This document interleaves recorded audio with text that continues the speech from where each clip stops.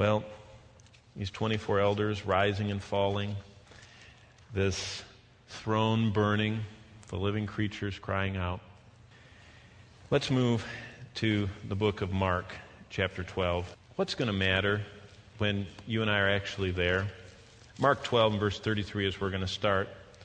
Because we already saw those 24 elders, which represent us as those who worship God, have a harp and a crown and a golden bowl, and the golden bowls contain the worship offered by God's saints on earth, the book of Revelation tells us.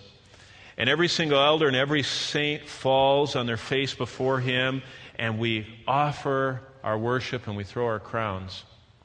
So the question we need to ask ourselves is, how do you get one of those things to throw? Because I want to give him something. Now, the good news is if you're in heaven, you're going to have at least one, okay? Everybody gets one of the crowns. So breathe a little easier tonight. You don't have to work so hard to earn, some kind of offering for the Lord, because everyone gets one. The other four are not free to all. They are, as Paul says, from choices we make, okay? I'm going to talk about that with you, but Mark chapter 12, what is valuable in heaven? What is the currency of heaven? We can find that if we read carefully. In fact, and some of you still haven't decided what you're going to do when you read through the Bible this year. You could do this. You could look at all the scenes of heaven. They're all the way through the Scriptures. You find them. I mean, Moses gets to go up there, and he sees the sapphire blue crystal sea around the throne. And he actually gets with the elders of Israel to eat in front of God.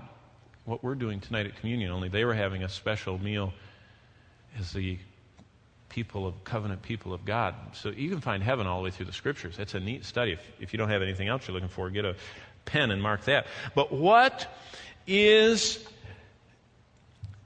the offering that we get to offer to the Lord in heaven? What can we do on earth that matters in heaven? What can we do on earth that lasts in heaven? What can we do on earth that is precious and deposited in heaven? That's a constant source of study for me. And let me just show you how far I've gotten. These are as many as I've found, okay? Starting in Mark 12, verse 33, because the first one is this. Your devotion and my devotion can be a burnt offering, can be a sacrificial offering to God. That isn't giving something or doing something. It's something we have within us in our heart. Now look at what Jesus says. Mark 12, 33. And to love him with all the heart and with all understanding and all the soul, with all the strength, to love one's neighbor as oneself, is more than all the whole burnt offerings and sacrifices. Do you see what Christ wants? He wants more than all the outward activities. He's looking for the devotion of our hearts.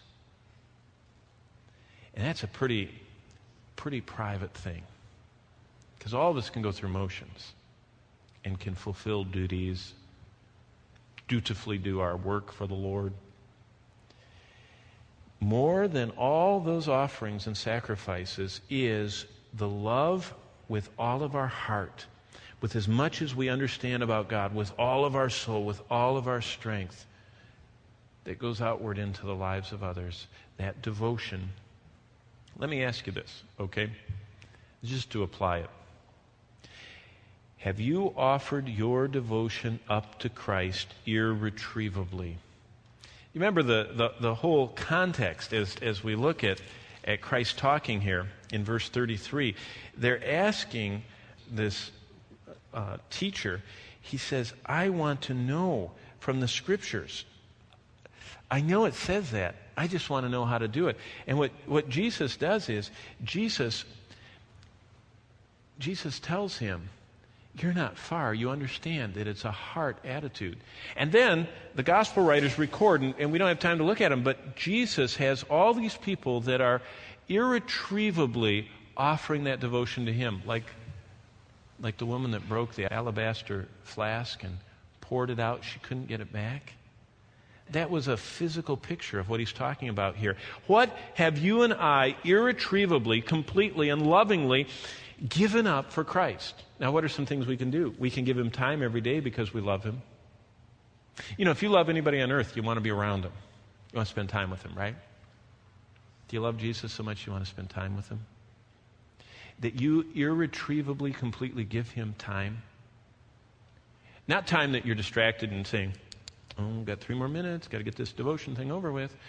I mean, kiss your wife that way. Go, I got to go. I got 30 seconds for that one, She go, oh, thanks. I was really thoughtful of you. I appreciate that you're in such a hurry that that's a bother for you. I mean, you know what I mean?